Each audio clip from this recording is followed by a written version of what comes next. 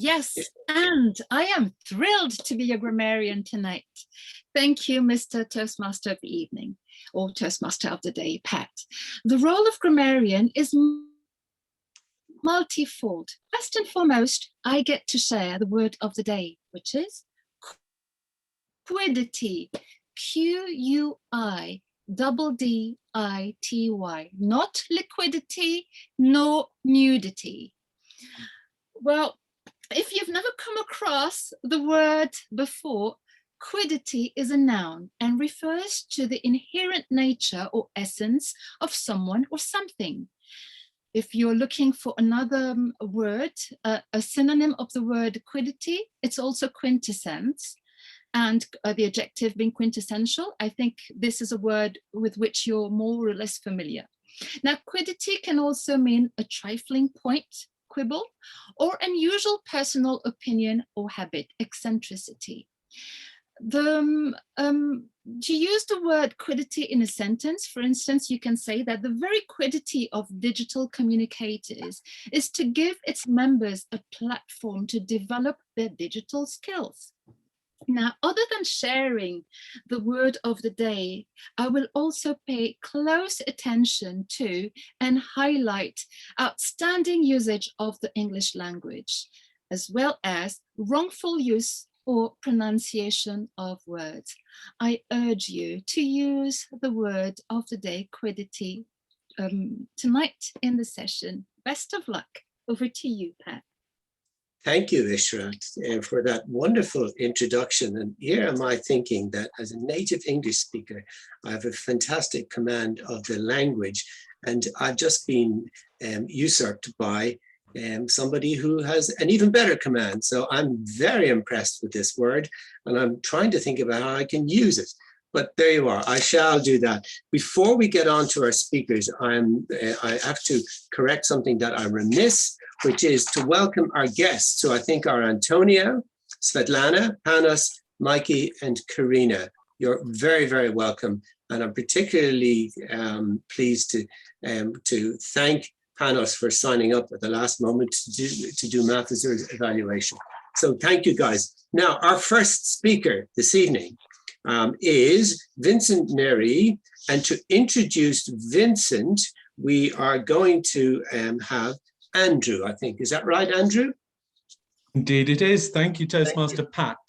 So what is the quiddity of Toastmaster Vincent?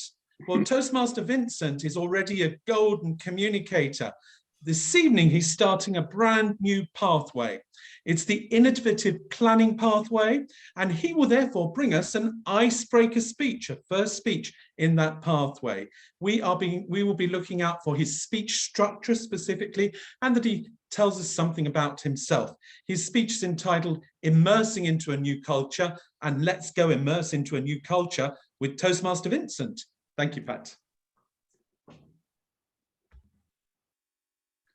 It was the winter of 1978. Just after Christmas, I arrived in London, which was meant to be a type of working vacation. It was snowing. There was a rubbish collector strike, so there was tons of garbage, tons of rubbish all over London, and it was freezing cold. I felt very lonely. I had celebrated Christmas still with my family in Germany, and then had traveled to London to start a new life. I had a job offer at Foyle's bookshop in Charing Cross Road, and that was indeed a challenging affair, but it was a new country. My English language was very poor. I could hardly make myself understood. And there was a completely new world, a very large city, which I had really troubled to get close to. So there I arrived just after Christmas and went out to find a bedsit, which I found in a place called Clapham Common. And it was depressing. It was all dirty. I had to share a bathroom, which I'd never done before, which people had never known. It was dirty. The bathroom was full of wallpaper, horrible, stinking. It was really absolutely horrible. And there I was, silently crying, silently screaming for help. Then, in the beginning of January, I went to my new job, and there my life changed. There were tea ladies who were pushing little carts, offering tea with milk to the people working in both Foyle's offices. I'd never drinking tea with milk. Well, come on. If they can drink it, I can drink it. So I somehow settled into this comfortable misery. I commuted from Clapham Common to the centre of London. I started to immerse in culture. I started reading books in English. I read Graham Greene, Hemingway, Steinbeck. I went to the theatre. There was the West End, full of cultural opportunities. And every day, my English improved. I suddenly was able to communicate. I was being understood. I could understand why Leicester Square is spelled differently. I got friends. I went to the pub.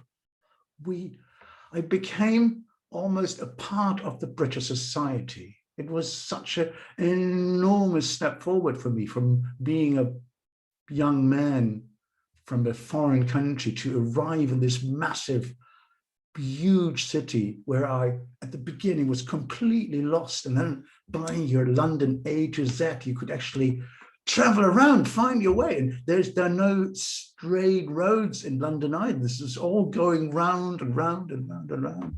There's a thing which is called the North Circular Road, which is neither circular, nor does it actually is one road. It is just a combination of different roads, which they call the North Circular Road. Consequently, it was wonderful to be suddenly part of this vibrant city, of a culture which I was nibbling on day after day. It was absolutely outstanding, really, and it was a stepping stone for me to be where I am today at Digital Communicators in our club, because this is, again, an immersion into a new culture. I'm having this enormous pleasure to be rubbing shoulders with very experienced speakers. I have this ordinary opportunity to learn new language skills, to the power of language, to use language to its utmost potential. And that is really the quiddity of my life. The quiddity of my life is to learn and to learn more. And therefore, I'm immensely happy and proud to be a member of Digital Communicators. And I am so happy to be able to contribute to you all the little knowledge I have. Thank you.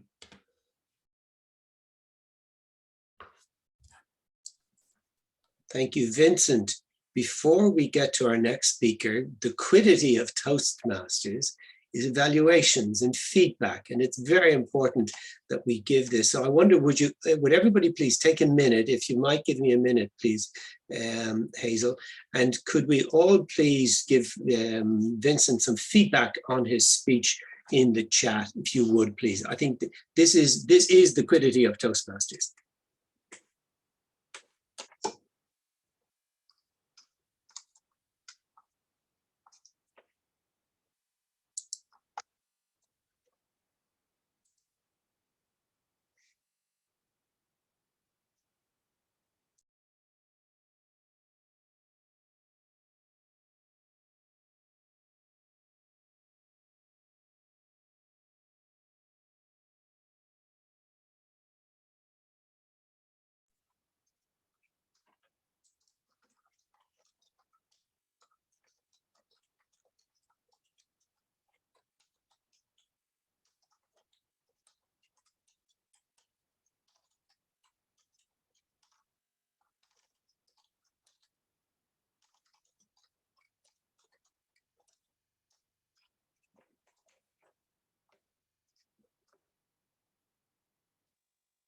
Thank you, Hazel. Much appreciated. Our next speaker is Mahfuzur Rahman.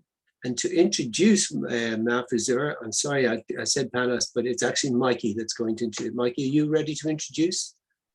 I certainly am, Pat. Thank you. Yes. Thank you, Mikey. Good evening, ladies and gentlemen. Yes, I will be evaluating Mahfuzur this evening. Mahfuzur is studying effective coaching. Coaches comes and goes, but there are one or two who shaped your career and life immensely. Mahfuzur is practicing English as his third language. He is passionate to collaborate and learn from every connection he makes. Ladies and gentlemen, here is Mahfuzur. Thank you.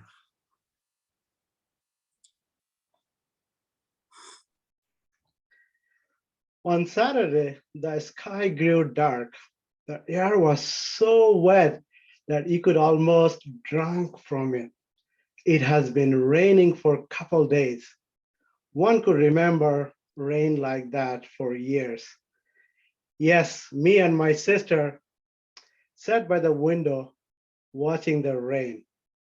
Mr. Toastmaster, fellow guest, and fellow Toastmasters, and all the sailors out there, what would you do in such restless weather?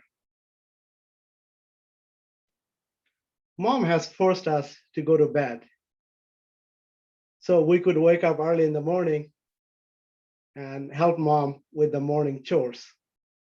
Our house situated in the bank of a river. We enjoyed being close to the river. I had the most beautiful view and I could almost watch everything happening in the river. Not only we caused to be a better swimmer, our dogs and cats also took part of it. It was an amazing experience. By the time I woke up in the morning, the tide has risen and washed our home away. When I woke up, the only thing I saw, water, and it's everywhere. We landed on the roof of the tent and with our dogs and cats. And Mom just told me, here is the bed sheet. Can you tie up your younger siblings? Mr. Toastmaster, fellow Toastmasters, have you had a course in the moment? To set the agenda, I'll be taking you through only one point that has helped me immensely and empowered me. I want you to practice active listening in your everyday conversation. That has been the quality of my life and the learning has been so far. We seek help from our coaches through our single task whenever we need to get help on something. It's a short endeavor. Effective coaching can be practiced over and over, and you can master of it. I'm humbled and I'm so fortunate to have many coaches in my career from early days till now. My coaches helped me immensely overcoming the skill gaps that I had. What is the most conversation tool that you use every day? For many folks, the conversation is so crucial. Well, aside from all those AI-enabled Google, Siri, Alexa, we human, we have mastered communication from the early days, but there's only few that's barely sell it to home.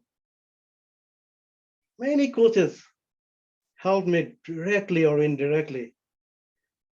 From the finest John Wooden to Abraham Maslow to Mike.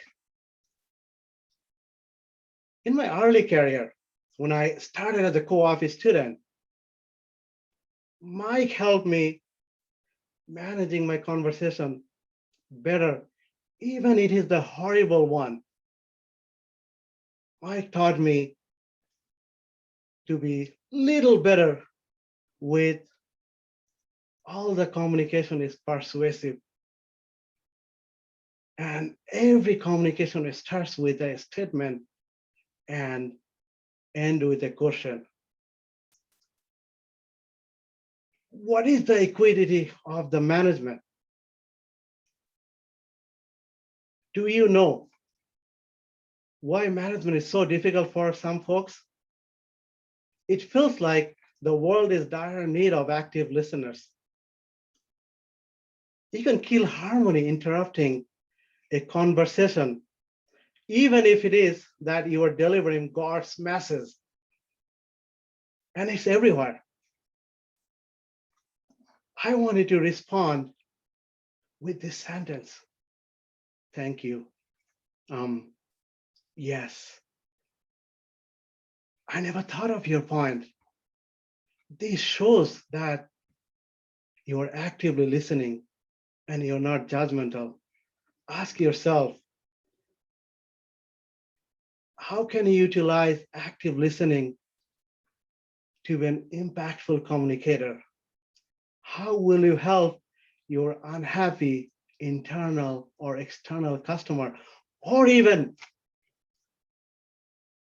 bringing harmony in any situation? I am so thankful. I'm blessed to have coaches like my mom, like Mike, and all of you out there, even those one turning off the camera. With your help, I can sell it home. You all empower me, and I am humbled. Back to you, Mr. Toastmaster.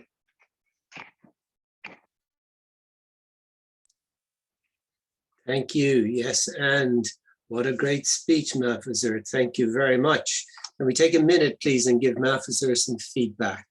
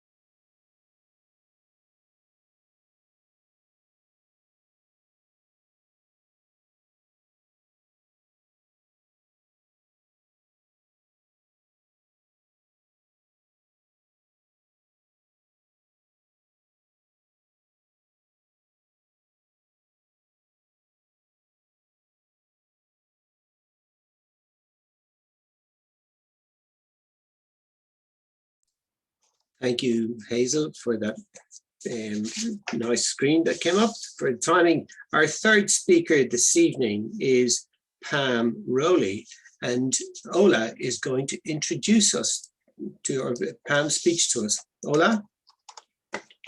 Good evening, fellow Toastmasters and guests. It is a great honor for me to introduce a third speaker for tonight. She is delivering her third speech of level 1 in the dynamic leadership pathway. And part of the objective of the speech is for her to improve on the evaluation and feedback provided to her during the last time she delivered the same speech. Her title for the speech is Mistaken Identity. Please join me and welcome on board Pam Rowley. Thank you. Thank you, Ola. So an icebreaker speech. The idea of an icebreaker speech is to introduce you to the club so other members can get to know you better. But I think a lot of members in this club already know me quite well. To say I'm a bit of an oversharer is an understatement. Most of you know I'm pretty potty about pets. Dogs are my main love. You've heard stories about my kids. I talk about them quite a lot. And some of you might know that I'm prone to sleepwalking. But, Madam, Mr. Toastmaster, fellow Toastmasters and welcome guests, do you know I have hypersomnia? Hypersomnia is the opposite of insomnia. I have absolutely no trouble getting to sleep or staying asleep. In fact, waking up is my biggest problem. I am the proverbial sleep on a washing line kind of girl. I once fell asleep at the dentist. He'd laid me back in the chair, was about to start work when his phone went. So he said, do you mind if I answer that? I was like, not a problem. He had to wake me up when he got back. If I'm horizontal, I sleep. If it's dark, I sleep. If it's warm, I sleep. In fact, please don't ever be offended if I fall asleep during one of your speeches. I fall asleep that quickly that once when I fainted, my husband Jack thought I'd fallen asleep and just left me there. I'm hated by many for my ability to sleep anytime, any place, anywhere. I can drink coffee 10 minutes before bed, no problem.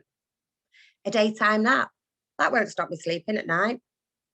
10 minutes spare, I can fit a power nap in. Sometimes I think I'm asleep before I even get up the stairs. Some consider it a skill, but let me tell you, it does have its disadvantages. I have never seen a film all the way through. I've fallen asleep on a train and missed my stop. I've slept in nightclubs, pubs, bars, restaurants, although I think Prosecco may have given me a helping hand there. I've done an online food shop in my sleep, and I once climbed out the bedroom window, still asleep. The worst one, I nearly missed my own honeymoon through being unable to wake up. In fact, if it hadn't been for our friend and neighbour noticing that our curtains were still closed, I'd probably still be asleep now.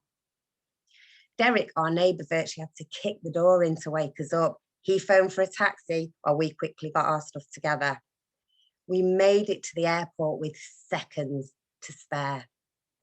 As we arrived at check-in, they grabbed our bags off us, shoved us on one of those airport buggies and took us through to the departure gate.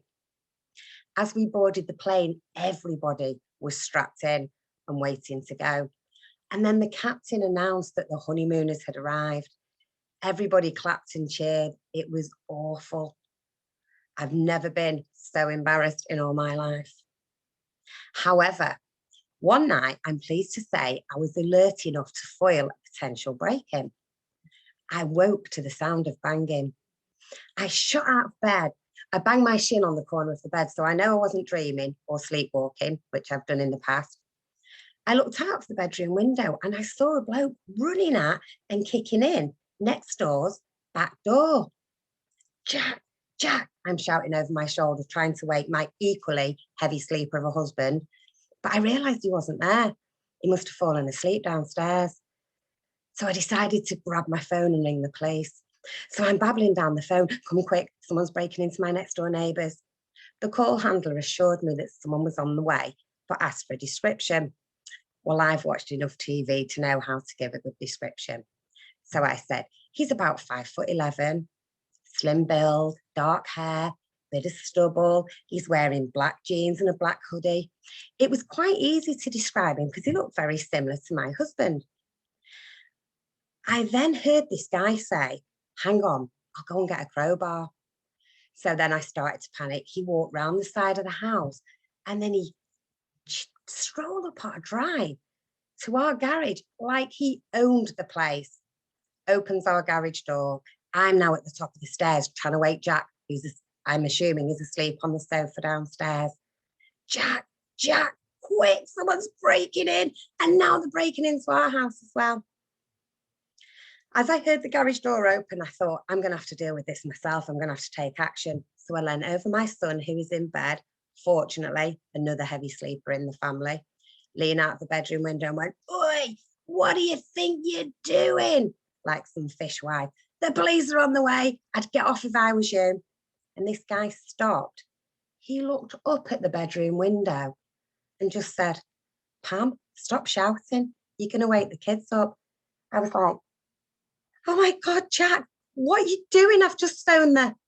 Well, I didn't really get a chance to hear his answer over the sound of the sirens. Plus, I guess it's difficult to talk when you're face down on the ground with two burly policemen sat on your back. I flew down the stairs, flung open the front door and said, I can explain. It was me that phoned you. He lives here. He's my husband. I phoned you. He was helping next door out. Both policemen stopped and looked at me. Jack looked at me, and one of the policemen said, maybe madam would like to get dressed first. I flew back up those stairs faster than I'd come down them, absolutely devastated. As I got dressed, brushed my hair and put some makeup on, Jack explained what had happened. Whilst I'd been in my comatose sleep, the neighbours had been knocking on the door and ringing our phones, explaining that they'd locked themselves out and hoping that Jack, as a builder, might be able to get in. Jack allegedly told me what was going on, but obviously I was in a deep sleep and just said, yeah, okay. So I learned 3 valuable lessons that night. Number 1, just pause and think before phoning 999. Number 2, if somebody looks like your husband, there's a pretty good chance that he is. But most importantly, number 3, always wear pajamas to bed. Back to you, Mr. Toastmaster. Yes, and what a fantastic story. Thank you so much, Pamela. I haven't smiled as much in a long time. Can we have, please, Hazel, if you have them, the timings of the speeches, please?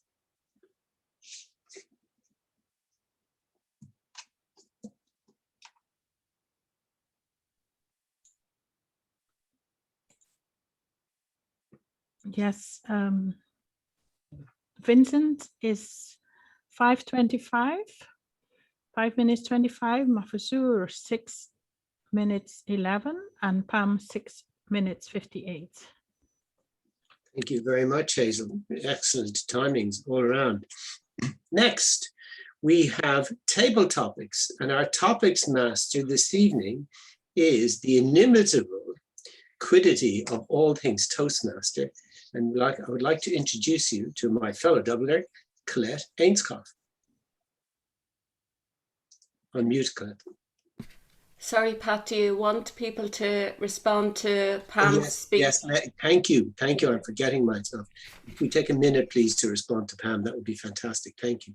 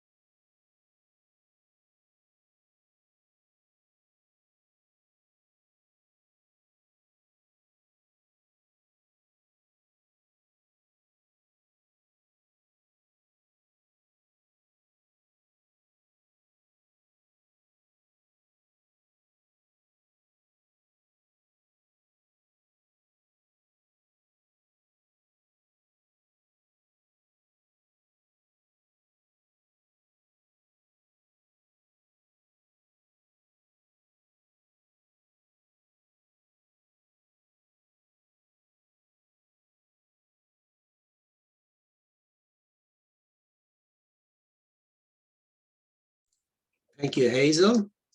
Now, I give the floor to our topics master for this evening, Colette Ainscough. Colette. Thank you, Mr. Toastmaster, fellow Toastmasters, and very welcome guests.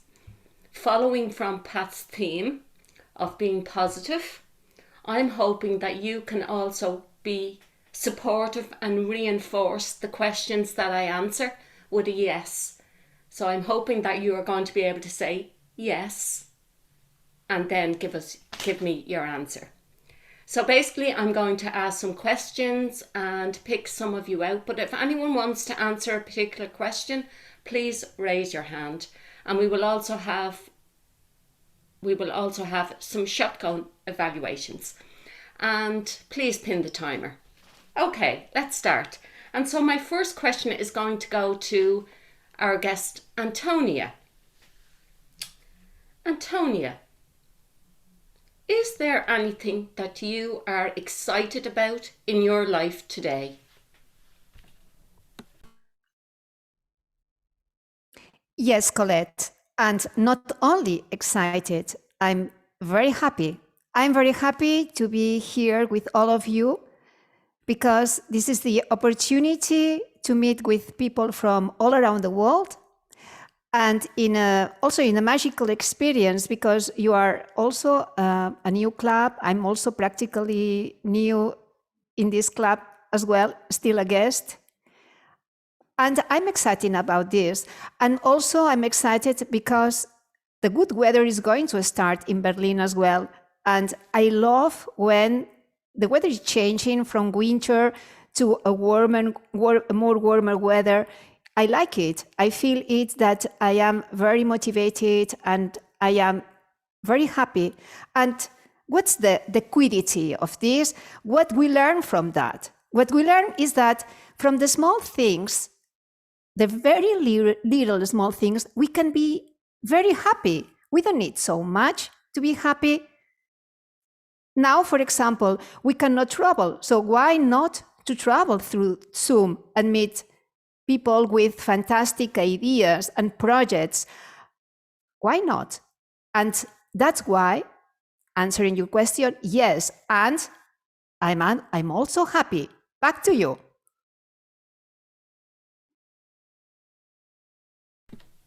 Thank you very much, Antonia. Now we'll have a shotgun evaluation. And first up, I'm going to call on our producer, Julian, please, to give us a 1-minute shotgun evaluation. Answering your question, yes, and Can you hear that? back to you. Well, we have some reverberation. Thank you very much, Antonia. Antonia, I have to congratulate you for a good And first up, I'm going to table call on topics. our producer, Julian. It's quite difficult to do this when you have 3 computers in front of you and have to listen, Antonia. Antonia, we'll speak with you later after the meeting. Apologies for this. Well, we have some reverberation. No problem. Thank you very much, Julian. Now we'll move on to our next question, our next table topic, and I'm going to ask our live reporter, Marcano, would you take on this question, please? And I hope, again, you will start with yes and. Have you something to be grateful for in your life today?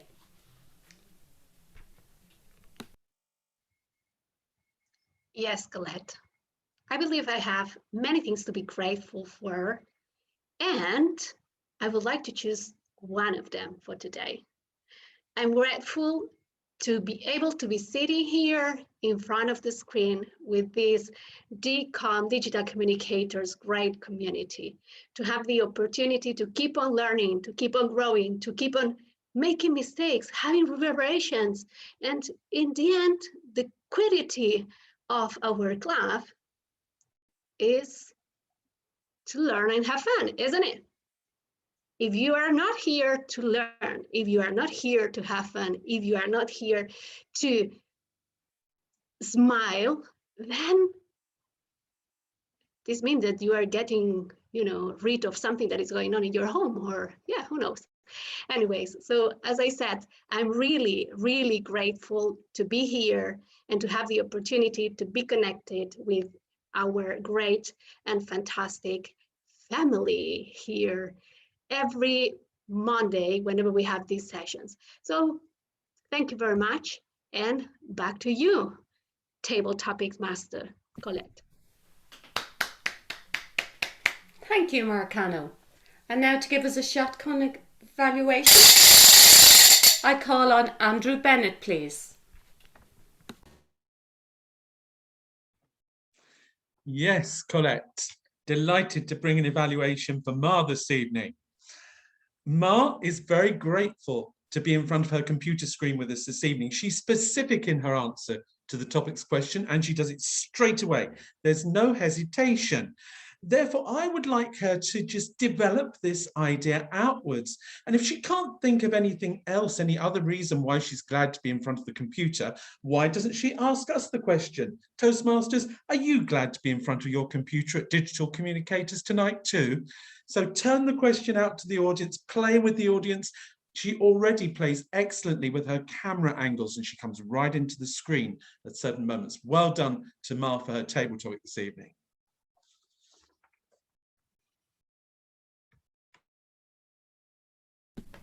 Thank you very much, Andrew. Becoming a member of Digital Communicators has presented me with opportunities of development. Do you feel that with Digital Communicators, opportunity has knocked on your door?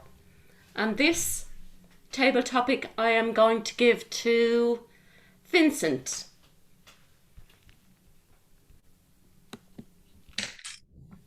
Yes, yes, and it did knock on my door, and it came through the back door.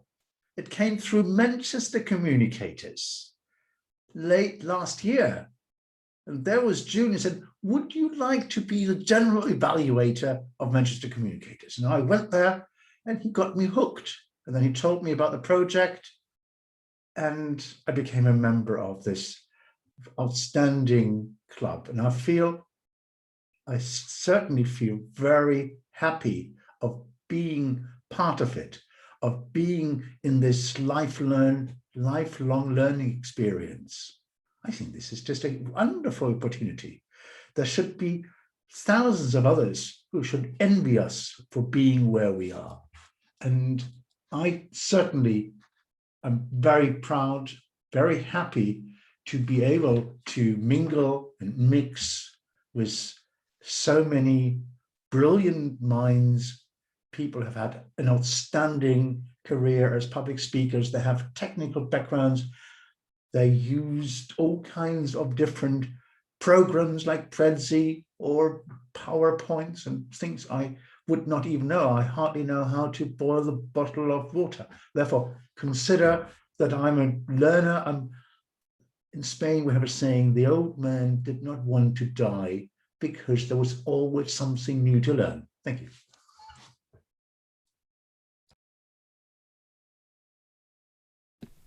Thank you very much, Vincent.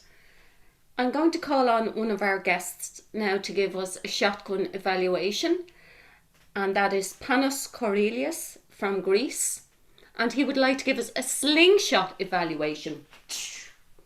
Over to you, Panos.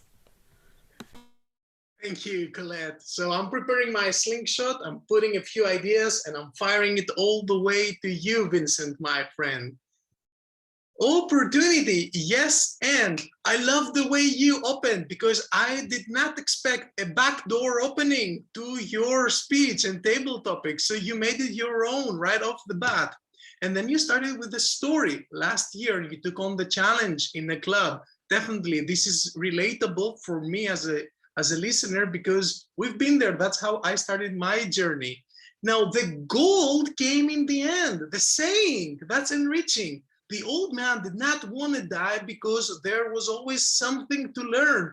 So Vincent, get the gold out. Get the gold out in the store window right off the bat and get us hooked. And then go deeper. When you got the gold, present it.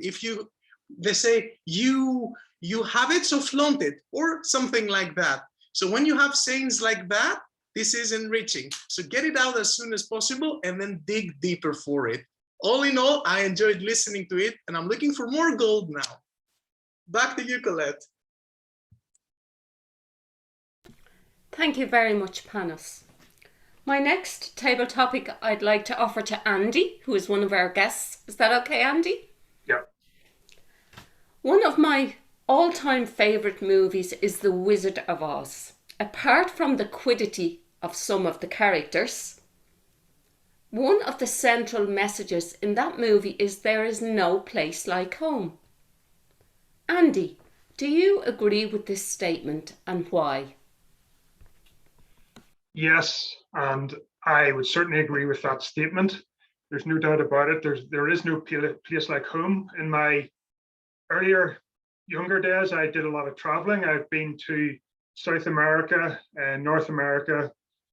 I've done the old interrailing around Europe, traveling on a train. Although I enjoyed that and I learned a lot from it, and I did meet lots of different cultures and types of people and had a lot of fun along the way. When you come back home, you just realize what you have around you. You have a whole support network, a whole structure there. You've got your family, you've got your old friends, and it really, although I learned so much from it, I was glad to get back in the end, and it really settled me. Any doubts I had about where I wanted to live or anything like that, it sort of settled me for life. And I then started to develop my career and started to raise a family. So it really just was beneficial to me. Thank you. Thank you very much, Andy. Now for a shotgun evaluation. Can I call on Pamela Benjamin, please? There's no place like home. I've roamed to North America and South America. What a wonderful way to introduce the topic. There's no place like home. In fact, the movie was in Kansas, and it was about a tornado that came and twisted her up. And she went off on a voyage, on an adventure with a scarecrow and a lion and a tin man. And I thought you did an excellent job, that after all these places you've been in North and South America, that you decided to come back home, which I'm going to guess is the UK by your accent. I'm not sure. So I really, really liked that you used that and you developed that theme. There's no place like home, but I would have liked a story on how home was so much better and it touched your heart more than being in the Americas. That's what I would have liked to hear. I love stories. I'm in Toastmasters because I love to hear what people have done, what they're going to do, and the stories they've made along the way. Thank you.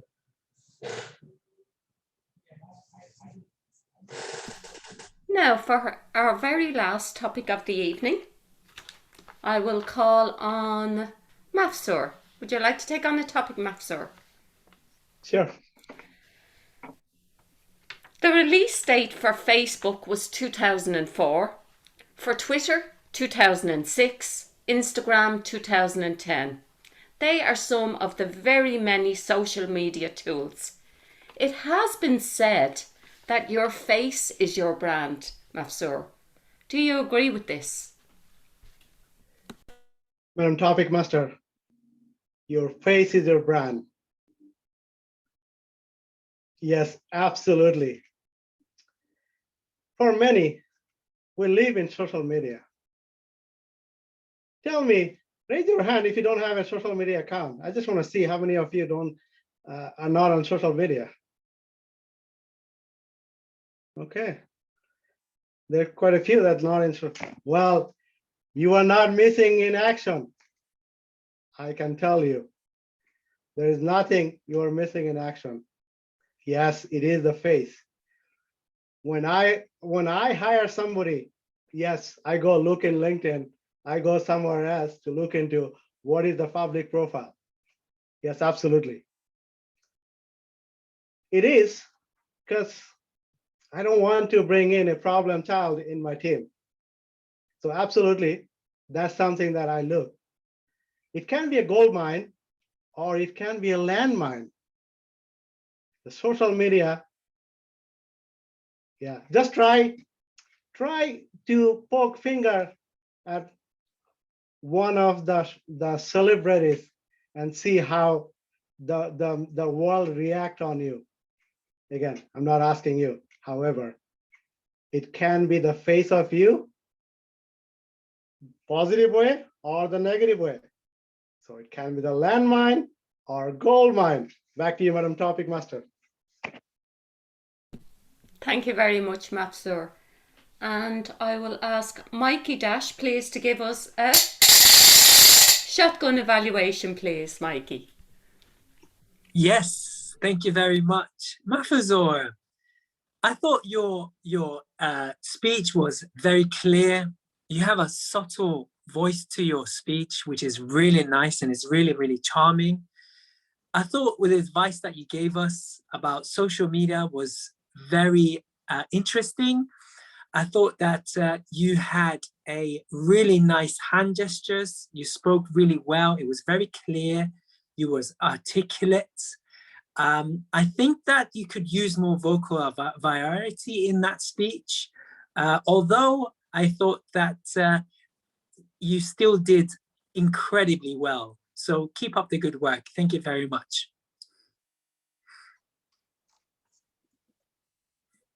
Thank you. Thank you all very much. And back to Pat, the Toastmaster. Thank you, Colette, for a fantastic topic session. Thank you, everybody, for your wonderful contributions for on-the-spot speaking. Can I ask Hazel, please, to give us the times of the topics, please? Here we go. She put them in the chat, so I'll just give them to you. Antonia, 1 minute 25. Mar, 1 minute 14. Andrew, 45 seconds. Vincent, 134. Panos' evaluation, 111. Andy, 107. Pamela's evaluation, 130. No, we don't have time for that. Mafazur, minute 35. And Mikey, 42 seconds on the evaluation. Good timing. Thank you very much, everybody. Now, our next the role is our general evaluator. So I'm going to hand the gavel, or the virtual gavel, over to Pamela Benjamin. Pamela. Thank you, Pat. I am the general evaluator, which means I am going to give an evaluation of the meeting. But before I do that, I have 3 evaluators that are helping me, and they will each individually evaluate each speech. Our first evaluator is Andrew Bennett, and he will be evaluating Vincent Nere. His speech was Immersing into a New Culture. Andrew Bennett. Andrew Bennett. Toastmasters, London was rubbish. At least it was in 1978 when Vincent arrived, nursing his loneliness with much less English than he has now. He came to a city that was covered in rubbish due to a rubbish strike. He moved into a flat in Clapham, which wasn't the most joyful of areas to live in, and the flat was very dingy. And he would stand at his job in Foyle's bookshop, and I have been there, Toastmasters. I've been in that Foyle's bookshop. And let me tell you, in those days, the books used to be muddled up all over the shelves, and it must have reflected the way he felt muddled up arriving in a brand new city. Fortunately for Vincent, 1978 improved, and so did London. Vincent is a natural raconteur. He's a great, great storyteller. He has immense warmth, and the strength of this speech was in the use of language. He conjures up images with just a few words, and you could really feel it when he was there silently screaming. I would like to suggest 3 recommendations this evening for Vincent as we work on improving this speech together. The first one is about pacing. I did notice that he settled down into groups of 5 words at a time. Sometimes the pacing was a little too regular in rhythm for me. I would have liked more variation of pitch and certainly more variation of rhythm. Very tempting when you've got a nice warm voice like Vincent has, just to fall into the habit of certain levels of groups of words. Here we had 5 words at a time. So let's look at pacing together. Sometimes Vincent's eye contact appeared to be above us rather than hitting the contact with the camera lens.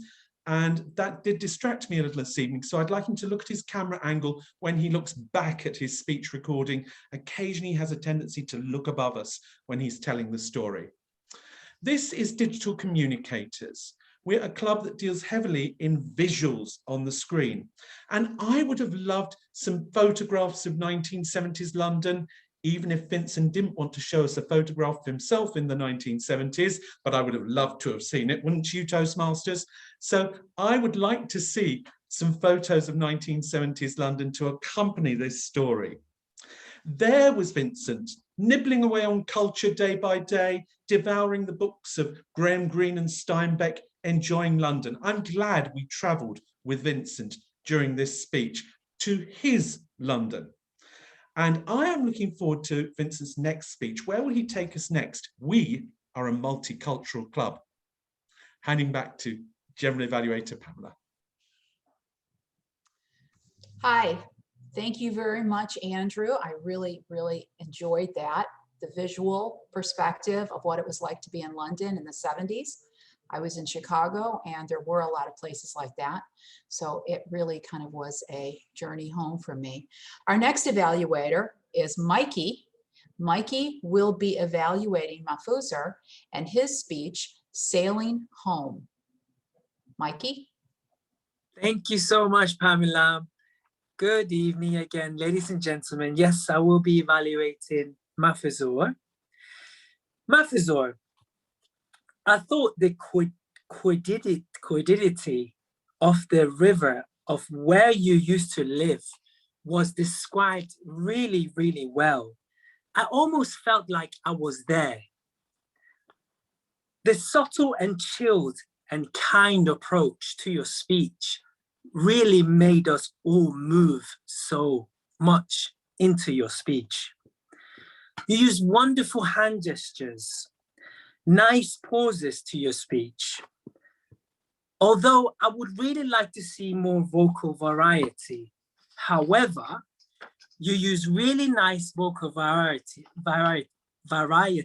when you explained about active listening.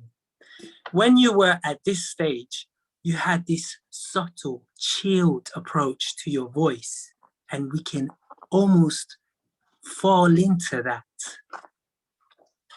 Well done for that. I thought you had a clear speech. It was articulate. You had a great smile. The thing that I think that you could improve on is using the space of your screen. Unlike my screen right now, you can see that it's quite small. Now I'm using my phone, and this is the reason why it's so small. But because you have such a nice big screen, I think you should use more of this by moving sideways, because this will become more appealing to an audience. I really enjoyed your speech. The ending was really good because you left the audience with questions. So it kind of makes the audience want to have a think about themselves. It was inspiring. Thank you so much for allowing me to be your evaluator for the evening, Mahfuzur. Well done and keep up the good work. Thank you.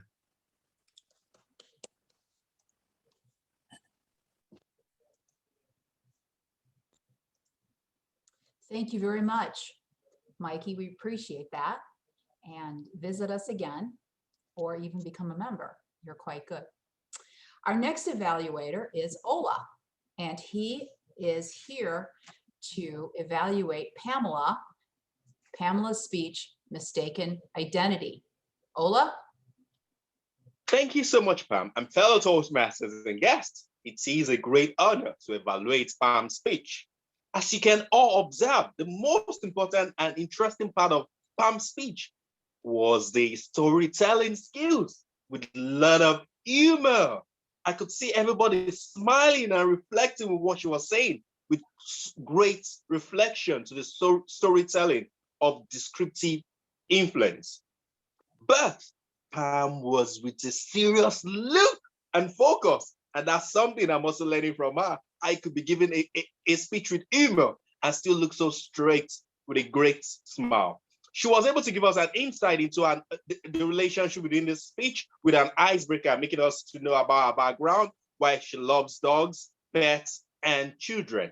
She gives an insight to different angles of the storytelling about what the speech was about, a sleeping pattern, as she can sleep in the bedroom, sleep while even after having coffee, which made us appreciate part of our background and our family relative activity. But instance, I would have loved to say to Pam, take some pauses in between so we, the audience, could digest the humor and appreciate the concept or the ideas you've shared in between the speech, which will have been very, very great.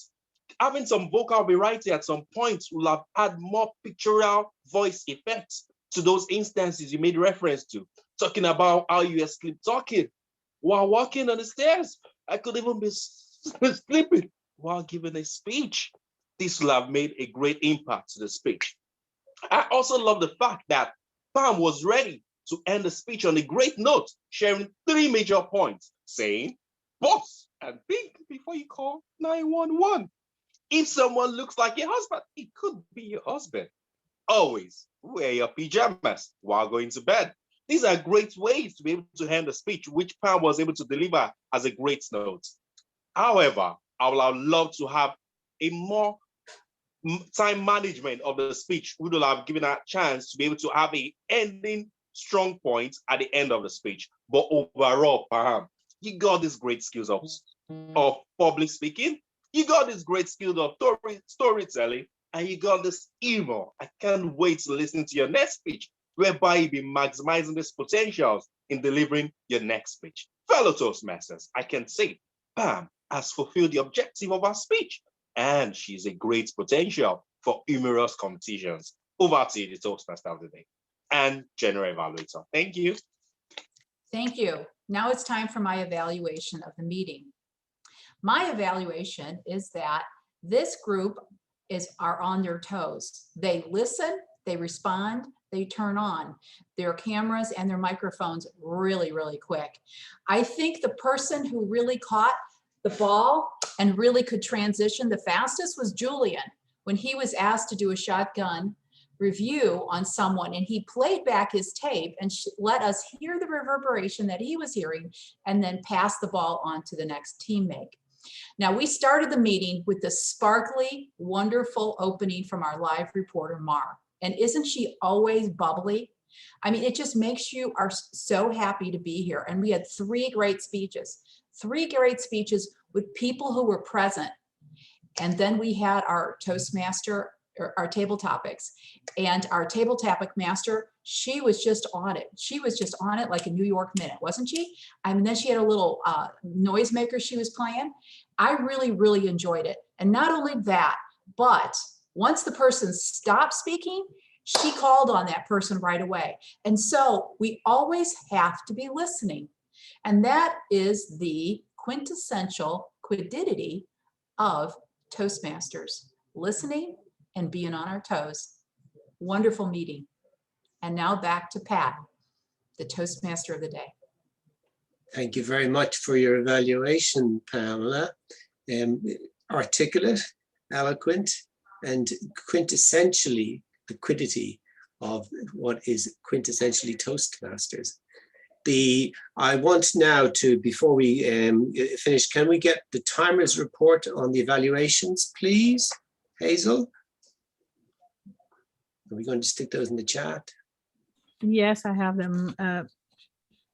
Actually, Andrew Bennett was 2 minutes 39, Sepp 2 minutes 16, Ola 2 minutes 45, and Pamela was 1 minute 26. Fantastic. Thank you. Thank you, Hazel. Now, I am honored to call on our grammarian for the grammarian report, which I think is going to be just sparkling. Ishrat.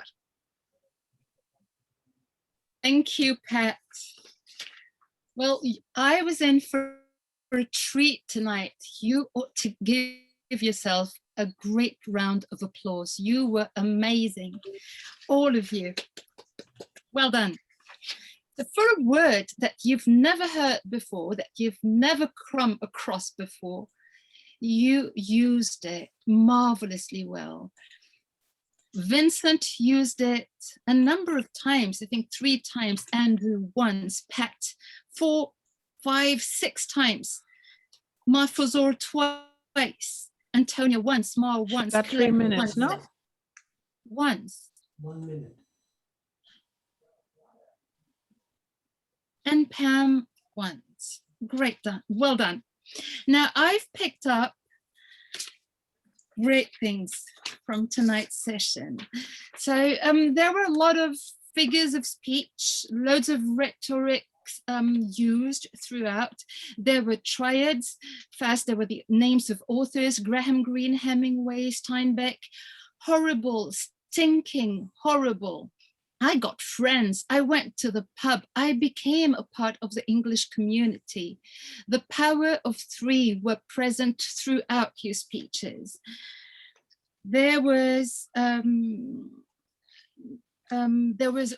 few figures of speech that were used.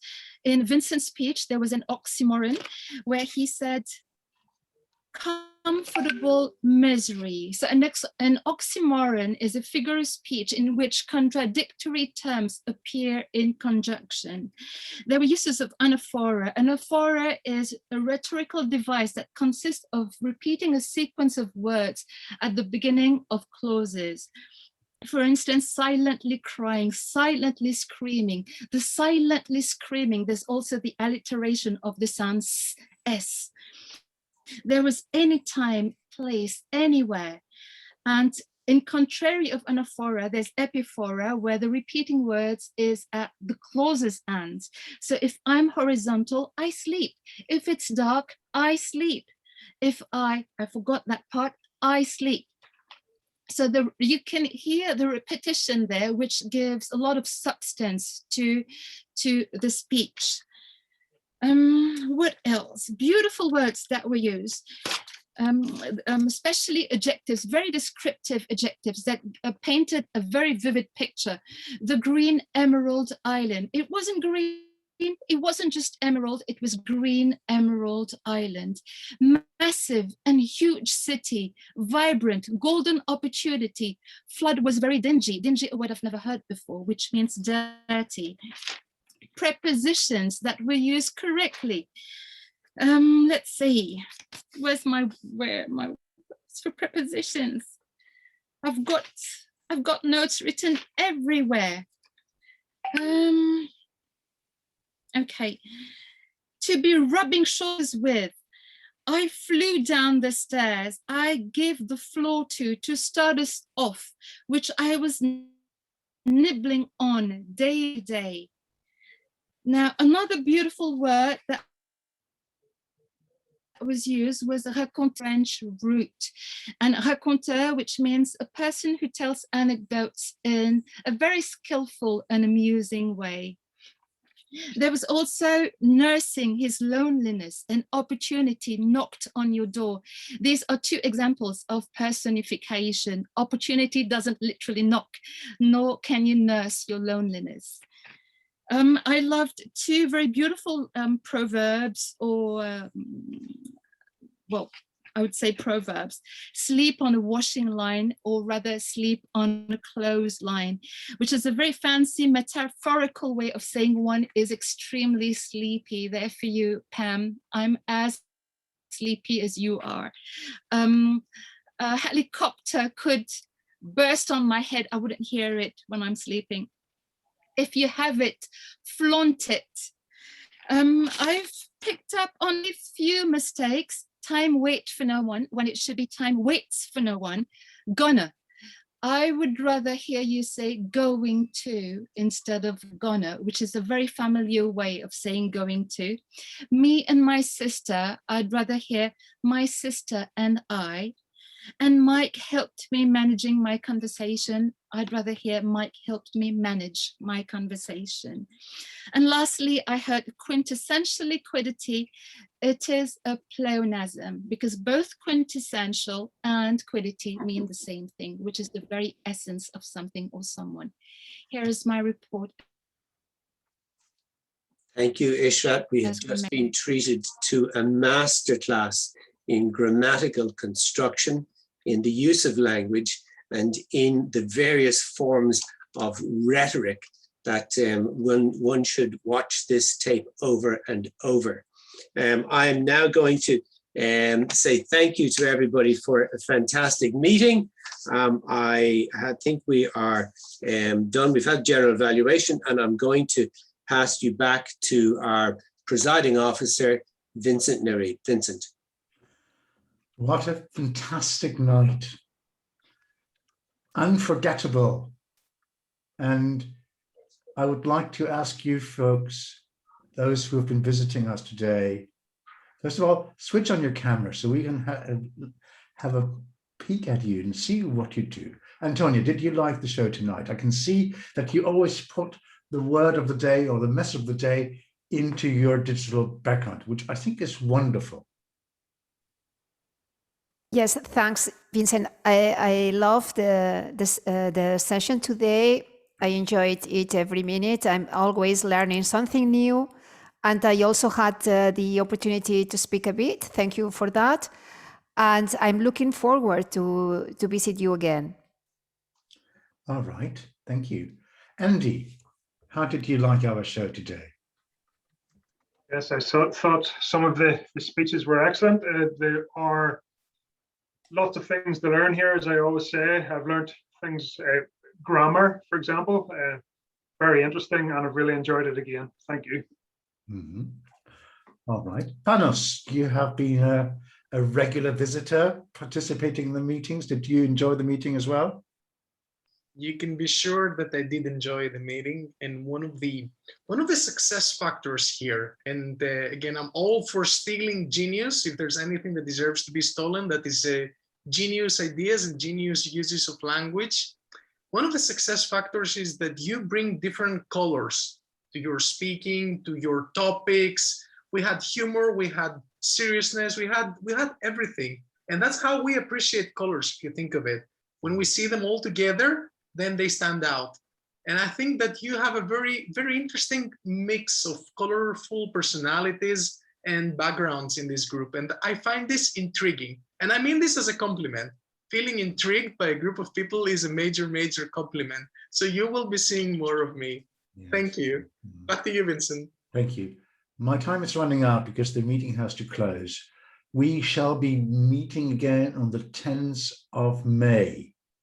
And I would really recommend you to join our club, become a member, immerse yourself in our group. We want to learn from you and you want to learn from us. We will now move you to breakout rooms with the different speakers so we can mingle, and also there you will have the possibility to give some information of how you felt the speeches were conducted. Thank you very much, and bye-bye.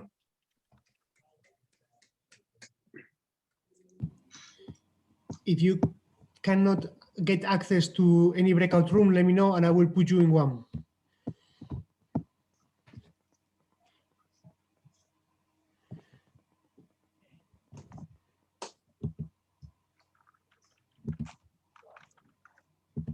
Bye, everybody. Thanks, Donna.